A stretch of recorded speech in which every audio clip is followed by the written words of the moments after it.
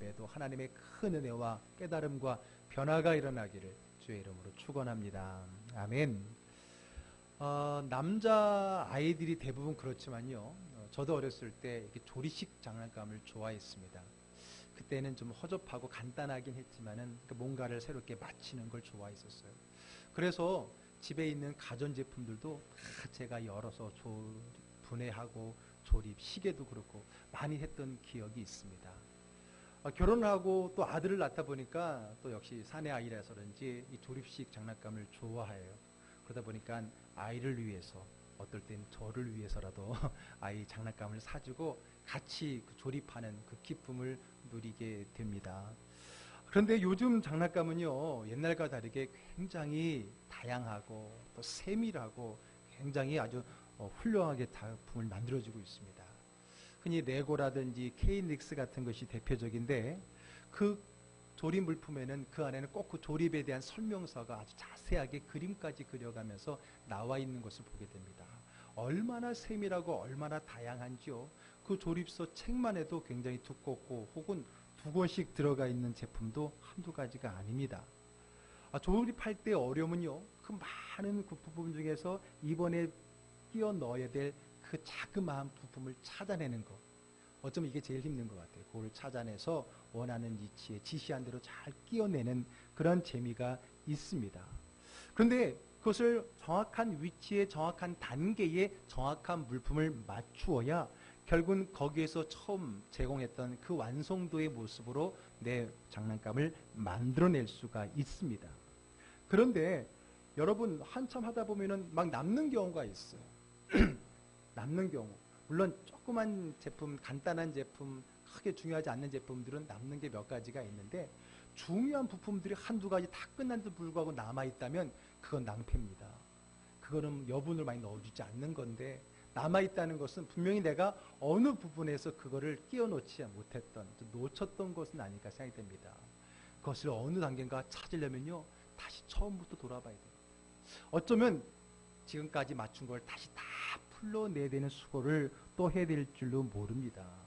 그만큼 이러한 제품, 이미 주어진 재료로 주어진 작품을 만들기 위해서는 거기에 따른 설명서 혹은 설계도에 충실해야 됩니다. 거기에 충실하지 않으면 나중에 없거나 남는 일이 보게 될 수가 있습니다. 그래서 이렇게 마칠 때는 이 조립 설명서가 절대적으로 중요하고, 또 그 설명서에 충실해야 되는 것은 더 중요합니다. 우리는 지금 집을 짓는 이야기를 하고 있는데, 집을 짓는 것도 마찬가지입니다. 장난감을 하나 만들기 위해서도 설명서에 충실해야 된다는데, 집을 짓는 것은 오죽하겠습니까? 집을 짓기 위해서도 설계도라는 것이 있습니다. 그 완성된 집을 짓기 위해서, 그 집을 완성하기 위해서 필요한 단계의 세밀한 그 설계가 건축하기 전에 다 주어지지 않습니까? 그래서 그것을 거기 설계에 맞게, 단계에 맞게 잘 지어야 됩니다. 장난감이야 다시 풀을 수 있지만은 이 집은 다시 허물기가 쉽지가 않기 때문에 그만큼 더 철저하게 설계도에 집중해야 되는 것이 당연합니다. 우리는 2016년 새해를 맞이해서 올해 표를 여러분 왼쪽에 보이는 것처럼 믿음이 삶이 되는 교회 혹은 성도, 그것이 우리 2016년에 건강한 교회, 즐거운 성도가 되기 위한 올해의 목표이자 표입니다. 그래서 여러분, 믿음이 삶으로 흘러가기 위해서 먼저 우리가 믿음을 세우려고 하고, 그래서 1월 달에는 다름 아닌 믿음의 집을 지으려고 합니다. 자, 믿음의 집을 짓는 데 있어서 지난주에는 그 믿음의 집을 짓기 전에 먼저 기초 작업을 해야 되는데, 그 기초가 다름 아닌 예배라고 말씀을 드렸습니다.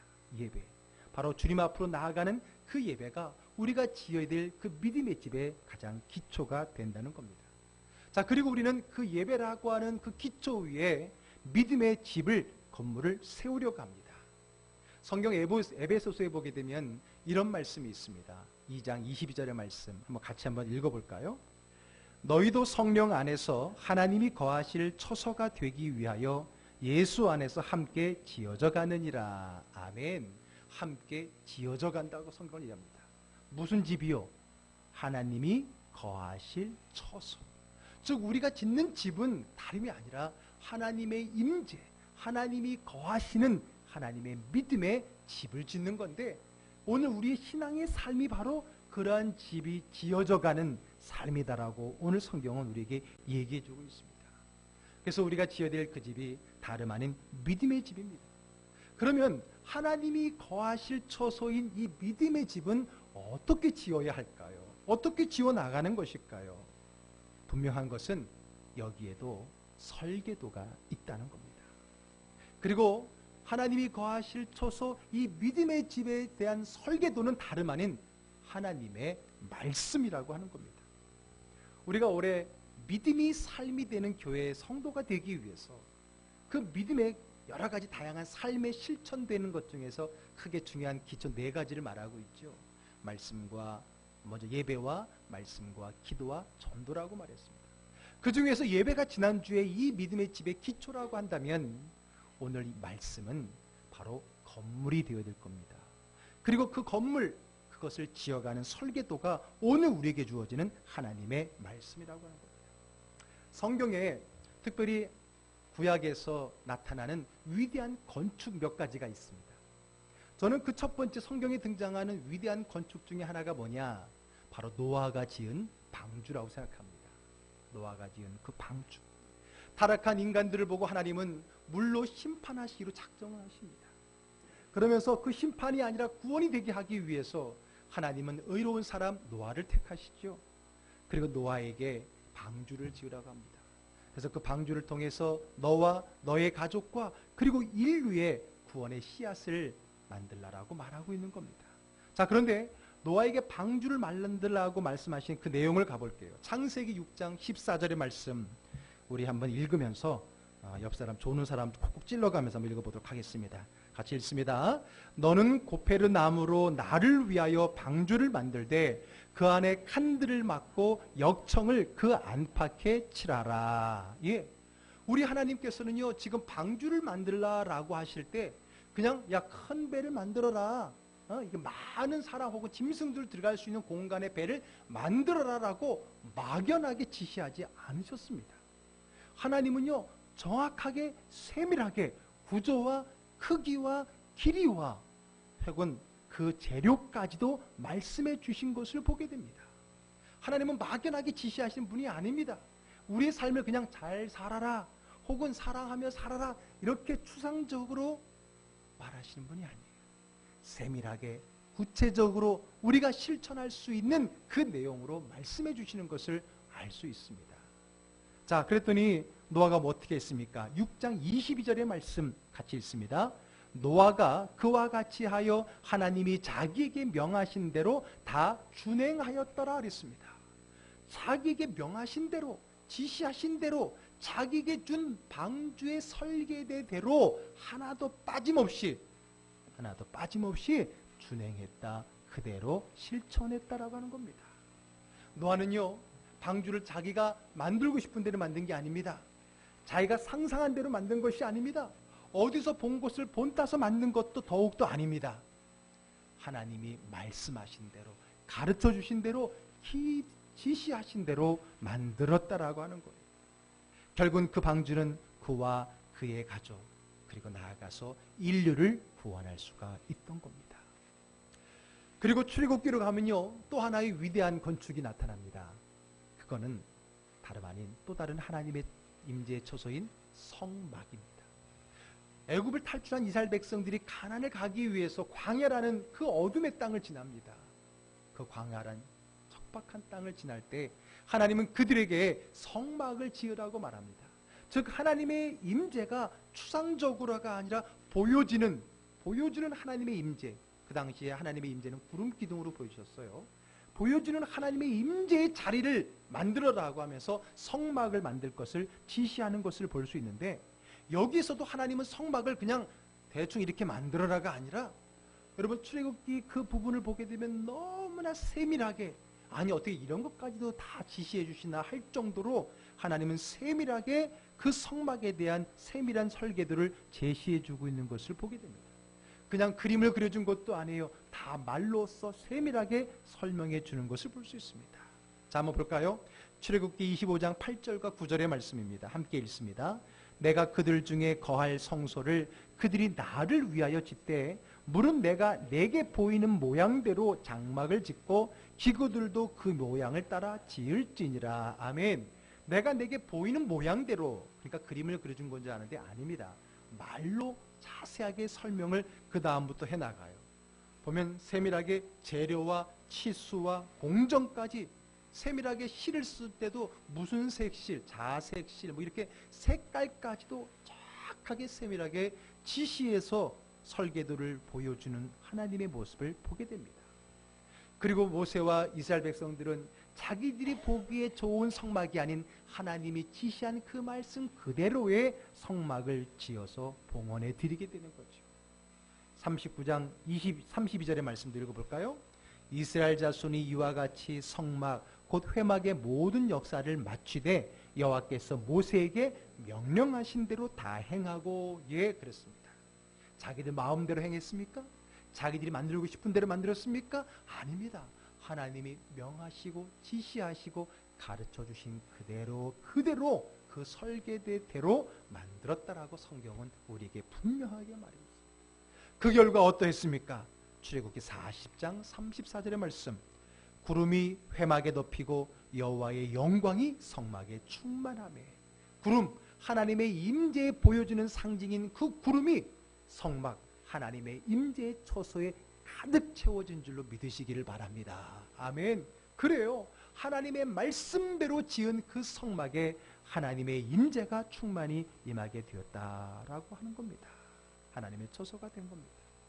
자, 그리고 시간이 흘러서 이제 어떤 이유가 되냐? 오늘 본문에 이르게 됩니다. 자, 오늘 본문에 이르기까지는 또 여러 가지 과정이 걸쳐집니다. 이스라엘 백성들이 광야를 지나서 가나안에 들어가게 되지요. 가나안에 정착하게 됩니다. 성막은 잃어버립니다. 없어져 버립니다.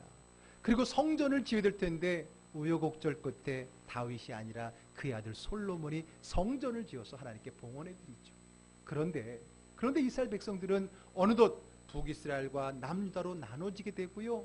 결국은 타국에 의해서 두 나라가 다 멸망을 당하게 됩니다. 급기야는 남쪽 유다가 바벨론이라고 하는 나라에 멸망을 당하면서 그들의 가장 중요한 건축물이자 처소였던 하나님의 임재의 자리였던 성전이 파괴가 되어집니다. 그리고 이스라엘 백성들은 다 바벨론으로 포로로 끌려가게 되죠. 그러다가 하나님께서 예레미야 선지자에게 예언하신 대로 다시 그들에게 회복을 주시는데, 새롭게 바벨론 나라가 바사 나라로 제국으로 바뀌면서 그 바사왕 고레스가 너희 나라로 돌아가도 좋다라는 칙령을 내게 되고, 이스라엘 백성들이 이제 자기들의 고향 땅으로 돌아오게 됩니다. 고향 땅으로 돌아올 때에 스룹바벨, 그리고 에스라, 느헤미야, 이런 사람들이 리더가 돼서 귀환합니다. 귀환하면서 폐허가 된 그 유대 땅, 특별히 예루살렘에 와서 제일 먼저 한 게 뭡니까? 성전을 다시 재건하는 일이었습니다. 그래서 스룹바벨과 먼저 에스라가 독려하고 백성들을 동원해서 제2의 두 번째 성전을 짓게 되는 거죠. 그리고 난 다음에 그 후에 또 누가 오냐면 오늘 본문의 사람인 느헤미야. 바벨론에서 높은 고위직에 있었지만은 그것을 내려놓고 고향을 위해, 고국을 위해, 하나님의 성전을 위해 고국으로 돌아와서 이제 스룹바벨과 에스라가 세운 그 성전 주변으로 성벽을 세우는 일을 하게 됩니다. 그래서 오늘 본문은 이제 그들이 다시 돌아와서 무너진 성전을 재건하고 또 성벽까지 재건하고 난 후에, 즉 예루살렘이 회복되고 난 후에 그 기쁨의 마음을 가지고 백성들이 모여서 함께 축하하는 그 시간이 오늘 8장의 내용입니다. 자, 8장 1절로 이제 오늘 본문으로 가보겠습니다. 1절에 한번 읽어볼까요? 이스라엘 자손이 자기들의 성읍에 거주하였더니 일곱째 달에 이르러 모든 백성이 일제히 수문 앞 광장에 모여 학사 에스라에게 여호와께서 이스라엘에게 명령하신 모세의 율법책을 가져오기를 청하매. 예.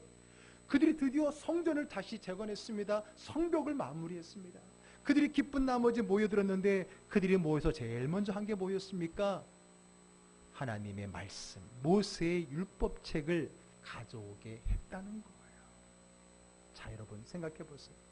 빼앗겼던 땅을 되찾고 무너진 성전을 재건하고 나서 제일 먼저 그들은 무엇을 했느냐? 하나님의 책을 가져오겠다는 겁니다. 그리고 그 말씀을 읽게 했다는 거예요. 백성들 그 말씀을 들었다는 겁니다. 그리고 그 말씀을 들으면서 9절에 보니까 다 울었다 그랬습니다. 왜 울었겠습니까? 슬픈 내용이라서 울은 거예요? 아니죠. 그 상황, 자기들이 그 성전에서 그 땅에서 하나님의 말씀이 선포되고 듣는 그 사실, 그 상황을 생각하면서 그들은 감격의 눈물을 흘릴 수밖에 없었던 겁니다. 왜요? 다시 하나님의 땅, 이 성전에서 하나님의 말씀을 들을 수 있다는 것에 대한 감사, 그동안에 그 말씀을 들을 수 없었던 힘들었던 지난 과거에 대한 회상, 그리고 그렇게 어려울 수밖에 없었던 것은 우리가 바로 이 하나님의 말씀을 등한시했기 때문이다라고 하는 지난 날에 대한 회개의 눈물이 범벅이 되지는 않았겠습니까? 그러면서 다시금 이 하나님 말씀을 우리가 떠나지 않으리라, 늘 하나님 말씀으로 살리라고 하는 그러한 각오와 함께 그들은 함께 하나님의 성전에서 눈물을 흘리며 함께 하나님 말씀에 귀를 기울이고 있었던 것입니다. 그 상황을 보면서 자기의 모든 고위직을 버리고 왔던 그 느헤미야가 얼마나 뿌듯했겠습니까?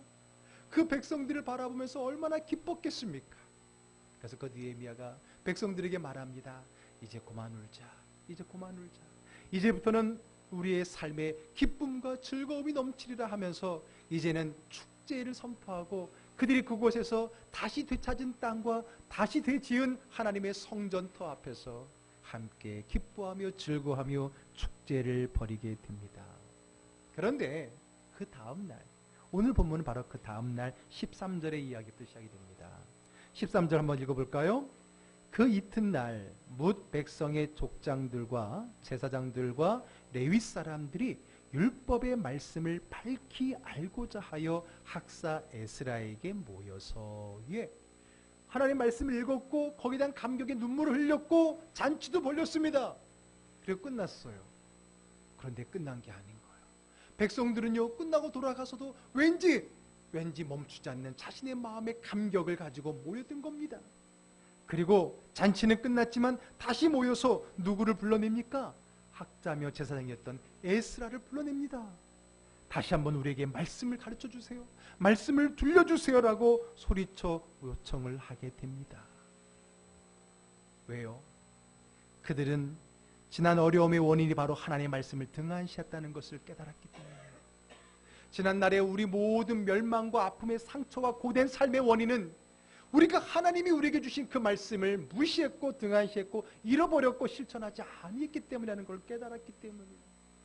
그래서 그들은 다시금 누가 시키지 않았는데 모여서 그 하나님의 말씀을 가르쳐달라고, 오늘로 말하면 목사님을 조르고 있었던 것이죠.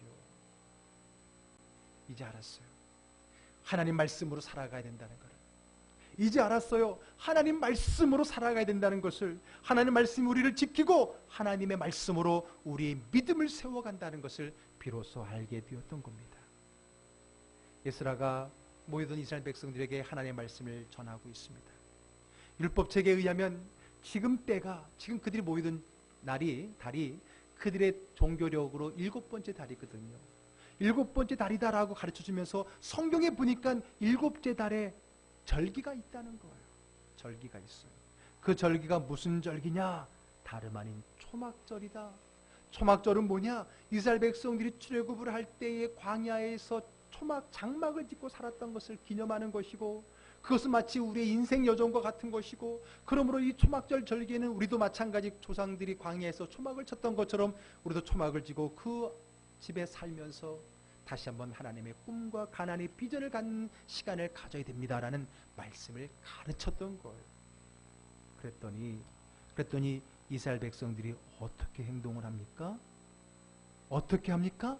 그 하나님의 말씀대로 행합니다. 아멘. 자, 16절의 말씀 읽어보겠습니다.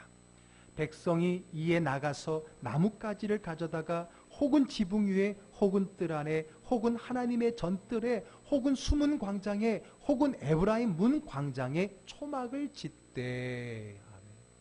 여러분, 하나님의 말씀을 듣는 것으로 끝내지 않았습니다. 깨달은 것으로 끝내지 않았습니다. 듣고 깨달은 말씀을 받자마자 어떻게 했습니까? 바로 그 말씀을 실천했다는 거예요. 여러분, 이게 중요한 겁니다. 하나님 말씀을 몰랐어도 아니고 깨달지 못했어도가 아니라 그 하나님 말씀을 실천하지 않아서, 그 하나님 말씀대로 살지 않아서 우리가 어려움을 당하는 경우가 얼마나 많은지 모릅니다. 오늘 이스라엘 백성들은요, 깨달았던 거예요. 깨달은 정도가 아니라 그 말씀을 실천해야 되는 걸 알았던 거예요. 그래서 에스라가 가르쳐준 대로, 아, 그렇습니까? 알겠습니다. 그 말씀이 마치자마자 그들은 흩어져서 산에 가서 나무를 꺾어다가 각자 정해진 위치에다가 초막을 짓고 그 안에 거하게 되었다라고 하는 겁니다. 이게 얼마나 중요한지 모릅니다. 기록한 대로, 즉 하나님의 말씀대로 집을 지었다 그랬습니다. 내 생각대로, 내 마음대로가 아니라 하나님의 말씀대로 살았다는 겁니다. 왜? 하나님의 말씀은 내 삶의 지침이기 때문에 그렇습니다. 그동안은 하나님의 말씀을 등한시했었습니다. 그 결과 그들에게는 어려움이 찾아왔던 거고요. 그런데 이제 하나님의 말씀을 따라 행하기로 작정을 한 겁니다. 그리고 실천한 겁니다. 그랬더니 어떠한 일이 벌어집니까? 17절의 말씀 한번 같이 또 읽습니다. 사로잡혔다가 돌아온 회중이 다 초막을 짓고 그 안에서 거하니 눈의 아들 여호수아 때로부터 그날까지 이스라엘 자손이 이같이 행한 일이 없었으므로 이에 크게 기뻐하며. 아멘. 하나님의 말씀을 듣는 감격도 있지만은, 깨달은 은혜도 있지만은, 그 말씀을 행했을 때의 기쁨은 더하다는 거예요. 할렐루야. 여러분, 하나님 말씀을 아는 것도 기쁨입니다. 그것을 깨달은 것도 은혜입니다. 그러나 그 하나님 말씀을 지켰을 때 주어지는 그 기쁨, 즐거움, 행복, 깨달음, 그 은혜는 더 크다라고 하는 겁니다. 이것은요, 경험해보지 않으면 모르는 거예요. 그동안의 이러한 기쁨을 이스라엘 백성들은 만끽해보지 못했던 겁니다. 하나님 말씀대로 사는 자의 기쁨을 아십니까? 여러분, 설명서대로 했더니 정말 그 처음에 있었던 그 왕성도의 그림과 똑같은 제품을 만들었을 때의 그 기쁨을 아십니까? 여러분, 내가 하나하나 지시한 대로 만들어서 그 작품을 만든 사람과 그냥 만들어진 것을 갖다 놓은 사람의 그 가치는 다르다고 저는 생각합니다. 하나님의 말씀을 알고 깨닫고 실천함으로써 주는 그 하나님이 우리에게 주시는 그 기쁨이 오늘 저와 여러분들의 기쁨이 되기를 주의 이름으로 축복합니다. 그 기쁨이 우리의 신앙의 삶에 많아지기를 주의 이름으로 축원합니다. 아멘. 그 기쁨이 있는 거예요. 하나님 말씀대로 사는 그 기쁨이 있는 겁니다. 늘 말씀대로 살아야지 하면서도 지키지 못해서 늘 마음속에 미안한 마음, 혹은 이렇게 살다가는 내가 큰일 당하는데 라는 두려운 마음으로 살아가고 있지는 않습니까? 혹은 나중에 다음에 그렇게 지켜야지 하며 뒤로 미루면서 애써 자기를 위로하는 삶을 살지는 않았습니까? 그러나 이제 더 이상 그런 반복된 삶을 접고 이제는 이 기쁨, 말씀대로 사는 자의 그 즐거움을 외면하거나 뒤로 미루지 말고 그 말씀을 지키는 자의 복을 누릴 수 있는 저와 여러분 되기를 주의 이름으로 축복합니다.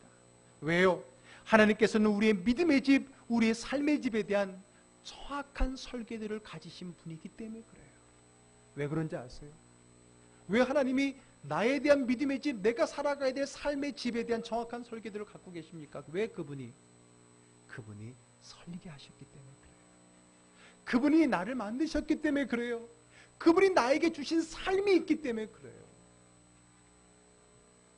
그것이 하나님의부터 왔기 때문에 하나님이 만드신 설계도이기 때문에 가장 정확하고 가장 우리에게 필요한 설계도라고 하는 겁니다. 그런데 우리는 어리석게도 그 하나님의 설계도를 옆에 두고 앞에 두고 혹은 펼쳐놓고도 엉뚱하게 자기 마음대로 자기 인생의 집을 지으며 살아가고 있지는 않습니까? 내 인생은 나의 것 하면서 내 맘대로 내 멋대로 집을 짓지 않습니까? 그러다가 마지막에 다시 한번 무너뜨리고 거기에서 슬피 울며 일을 가는 경우가 있지는 않습니까? 사랑하는 삶, 즐거운 가족 여러분, 하나님, 나를 창조하신, 여러분들을 창조하신 하나님은 여러분들이 살아가야 될 그 믿음의 집을 보여주시고 어떻게 그 믿음의 집을 지을 수 있는지 우리에게 말씀으로 설계도를 주시는 분입니다. 그러므로 우리는 다른 것이 아닌 그 하나님의 말씀의 설계도를 붙잡고 그 설계도를 따라 우리의 믿음의 집을 짓는 신앙의 삶을 살아가야 되는 겁니다. 자, 오늘 말씀 마지막 절 18절 한번 읽어보겠습니다. 에스라는 첫날부터 끝날까지 날마다 하나님의 율법책을 낭독하고 무리가 이레 동안 절기를 지키고 여덟째 날에 규례를 따라 성회를 열었느니라. 아멘. 여러분, 여기 보니까요, 에스라는 언제부터 언제까지요? 첫날부터 끝날까지 뭐 했다고요? 하나님의 말씀을 어떻게 했다고요? 낭독했다 그랬어요. 여러분, 첫날부터 끝날까지, 물론 초막절 절기 6일 7일간을 이야기하는 겁니다. 그러나 여러분, 그럼 7일 동안만 읽으면 되는 거예요? 절기 때만 읽으면 되는 거예요? 아니에요. 그거는 가장 가까운 그때의 상황의 묘사이지만 오늘 이것이 말씀으로 저와 여러분들에게 주어졌을 때는 첫날부터 끝날까지는 무슨 영적 의미로 우리에게 주어지는 겁니까? 우리 인생의 처음부터 끝까지, 마지막까지 무엇이 낭독되어야 됩니까? 하나님의 말씀이 낭독되어야 되는 거예요.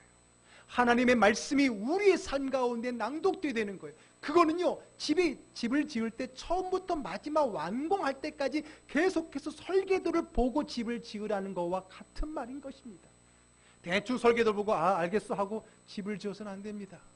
어느 부분에서 뒤집어지고 바뀌는 경우가 생겨날 수 있는 거예요.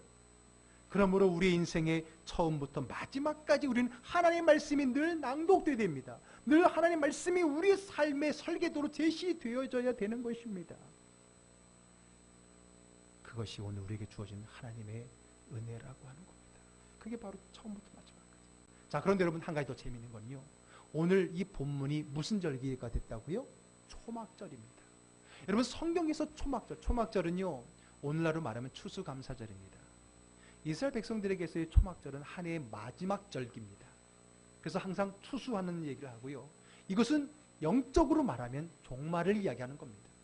그래서 구약의 예언자들이 항상 종말을 이야기할 때는 초막절을 비유를 해서 말합니다. 왜? 한 해의 동사를 끝내는 그게 마치 우리 인류의 또는 혹은 인생의 종말과 같기 때문에 그렇습니다. 그때는 어떤 일이 있습니까? 곡식과 가라지가 나눠지는 일이 일어납니다. 곡식은 곡간 안에, 가라지는 불에 태워 없어지는 그 끝을 보게 되는 게 초막절의 의미입니다. 결국 여러분, 오늘 초막절 내내, 초막절이 마지막 그 초막절의 하이라이트가 오기 전에 늘 말씀으로 첫날까지 끝날까지 말씀이 읽혀졌고 마지막 초막절의 하이라이트를 경험했다는 것은 우리 인생의 처음부터 마지막까지 알파와 오메가까지 그 하나님의 말씀에 비추어서 믿음의 집을 지으며 살아가야 된다라고 하는 영적인 교훈인 것입니다. 사랑하는 즐거운 교회 가정 여러분, 여러분들은 어떠한 삶을 살고 있습니까? 여러분들은 지금 우리 인생이 집을 짓는 거라고 한다면 여러분들은 어떤 집을 짓고 있습니까? 무슨 집을 짓기를 원합니까? 도대체 무엇을 참고로 해서 집을 짓고 있습니까?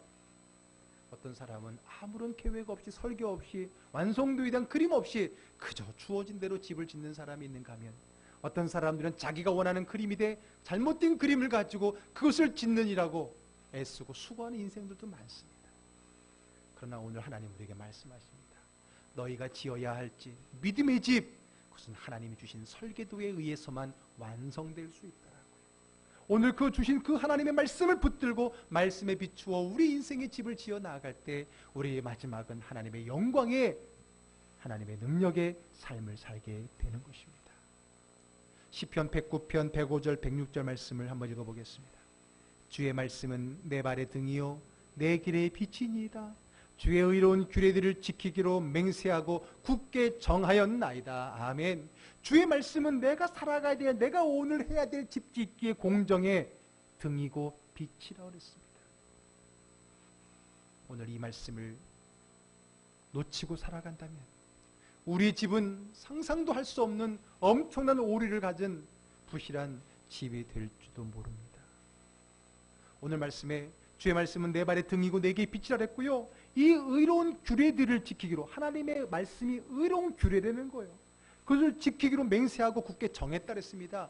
여러분, 이 시간에 여러분들에게 권합니다. 여러분들도 여러분들의 인생의 집을 짓되 하나님의 말씀 의로운 규례대로 내 인생의 믿음의 집을 짓겠노라고 다짐하고 굳게 결단할 수 있기를 주의 이름으로 축복합니다. 아멘. 그리고 제가 좀 더 구체적인 여러분에게 두 가지의 결단을 요구합니다. 말로만 말씀대로 살겠습니다. 너무 추상적이잖아요. 하나님의 말씀은 너무 추상적인 게 아니거든요. 여러분들에게 두 가지를 권면합니다. 여러분 2016년 한 해 항상 새해를 시작하면 뭔가를 좀 결단하고 새로 시작하려는 마음이 있는 이때 참 좋잖아요. 여러분들에게 권합니다. 2016년 한 해 내가 성경 1독 이상 하겠다. 꼭 여러분 한번 마음의 결단을 할 수 있기를 주의 이름으로 권면드립니다. 아멘. 왜냐고요? 이 말씀이 다름이 아니라 내 인생의 설계도라고 한다면 읽으란 말 안 해도 읽을 수밖에 없잖아요. 여러분 설계도를 받았을 때에 그날 것만 보면서 살아가는 것도 집을 짓는 것도 뭐 크게 나쁘지는 않을 수 있겠지만 그러나 설계도 전체를 다 먼저 훑어보고 나서 전체적인 그림을 가지고 매일매일 한 편씩 보는 것과는 다르다고 생각합니다. 이 성경을 그저 읽어야 할 책, 배워야 할 책이 아니라 내 인생의 설계도라고 하는 그 마음을 가지고 한번 그 설계도 한번 훑어봐야 되지 않겠습니까? 과연 이렇게 집을 지면 내 인생의 집은 어떻게 될 것이라는 것을 한번 봐야 되지 않겠습니까? 2012년 그동안에도 많이 여러분들 결단하고 또 실행했는 줄로 아는데 2010년에도 한번 내가 나의 삶의 지침서인 성경 말씀을 창세기로부터 요한계시록까지 66권의 말씀을 내가 올 한 해 한번 꼭 일독하리라 결단하시길 바랍니다. 두 번째 여러분들에게 권면을 드립니다. 여러분 성경을 일독하는 것 중요하지만 한 가지 더 중요한 것은 매일매일 성경을 읽을 수 있기를 주의 이름으로 권면합니다. 아멘. 날 잡아서 한 일독 다 해놓고 1월 달에 일독 딱 끝내놓고 나머지 1월부터 12월까지 11개월 동안 그냥 살라고 하는 게 아닙니다. 여러분 매일매일 우리의 말씀이 필요합니다. 왜냐면요 설계도를 다 보더라도요 그날 공정에 대한 또 지침이 또 설계도에 있는 거예요. 여러분 우리가 우리 집이 어떻게 지어질지를 전체로 알더라도 오늘 내가 믿음의 집을 짓기 위해서는 오늘 나에게 필요한 공정이 무엇인가를 또 세밀하게 들어야 되는 겁니다. 그래서 여러분 아침에 일찍 건축가들이 모이면 감독으로부터 작업 반장, 소장으로부터 오늘 우리가 해야 될 일은 이것입니다. 오전에 점심 먹기까지는 이 정도를 하고 점심 먹고 나서는 이렇게 합시다. 이때 필요한 거는 이거니까 이 부서 서로 협조하시고 이런 거 서로 시작하고 일을 시작하는 거잖아요. 매일매일 할 수 있다면 하루를 시작하면서 정해진 말씀을 읽을 수 있고 묵상할 수 있기를 바랍니다. 그 본문은 어떤 본문으로 해야 됩니까? 그것 중요하지 않습니다. 왠지 아세요? 하나님 말씀은 살았고 운동력이 있기 때문에 어떤 본문으로든 오늘을 비출 수 있는 빛의 말씀이기 때문에 그렇습니다. 교재가 달라도 돼요. 서로의 범위가 달라도 돼요. 이미 정해진 본문이어도 좋아요. 그런데 놀라운 것은 오늘 읽은 그 말씀 속에 내가 해야 될 삶의 지침이 있다는 거예요. 이게 하나님의 말씀이 죽지 않고 멈춰있지 않다라고 하는 증거입니다. 바라고 원하기는 2016년 내가 믿음의 집을 지어가는 우리의 이 공정에 내가 하나님의 말씀을 일독하겠다는 결단, 매일매일 하나님 말씀으로 하루를 시작하겠다고 하는 믿음의 결단을 가지고 2016년 그동안에도 열심히 믿음의 집을 지었지만 2016년 정말 하나님께서 요구하시고 하나님께서 우리에게 주시는 아름다운 튼튼한 믿음의 좋은 집을 잘 세워나갈 수 있는 한 해가 되기를 주의 이름으로 축복합니다. 아멘. 그동안도 열심히 지어온 거 알아요. 그러나 2016년에 한번 더 멋진 공정을 지어가자는 거예요. 그러면 여러분 이 믿음의 집은 언제까지 짓는 걸까요? 그거는 주님 오실 때까지. 그거는 우리가 주님 앞에 갈 때까지입니다. 내 집은 완성됐다고 말할 수 있는 사람은 아무도 없습니다. 우리의 신앙생활은 어쩌면 끝까지 믿음의 집을 짓는 건축 중일 수밖에 없는 겁니다. 2016년은 그 건축 중 가운데서도 가장 공정률이 높고 가장 정확하고 가장 멋진 집을 짓는 한 해가 될 수 있기를 주의 이름으로 축복합니다. 그리할 때 그 집이, 그 말씀의 집이, 그 말씀대로 살아가는 우리의 믿음의 집이 무너지지 않습니다. 세상의 그 어떤 공격으로도 파괴되지 않습니다. 얼마 전에 우리나라도 지진이 일어난 거 아셔요? 뭐 전라도 쪽에 저희 근데 새벽에 저는 좀 느꼈어요. 여러분 우리나라도 지진에 안전하지 않다잖아요. 또 지금 가까운 북한은 핵폭탄을 넘어 수소폭탄도 만들고 있지 않습니까? 이 세상의 그 어두움의 공격으로부터 우리를 지킬 수 있는 유일한 집은 말씀으로 짓는 믿음의 집입니다. 그거는 세상의 그 어떤 핵이 아니라 그 이상으로도 무너뜨릴 수 없습니다. 아니 그것은 그 어떤 어둠의 세력, 사탄의 세력에서도 무너뜨릴 수 없는 하나님의 믿음의 집입니다. 왜요? 하나님이 거하시는 처소이기 때문에. 왜요? 하나님의 말씀대로 지은 집이기 때문에 그렇습니다. 바라고 원하기는 말씀이신 예수 그리스도를 머릿돌 삼아서 그 위에 튼튼한 믿음의 집을 짓고 그 안에서 하나님과 함께 주님과 함께 그 영광의 임재 안에서 믿음으로 살아가는 저와 여러분, 그리고 우리 즐거운 교회 되기를 주의 이름으로 축복합니다.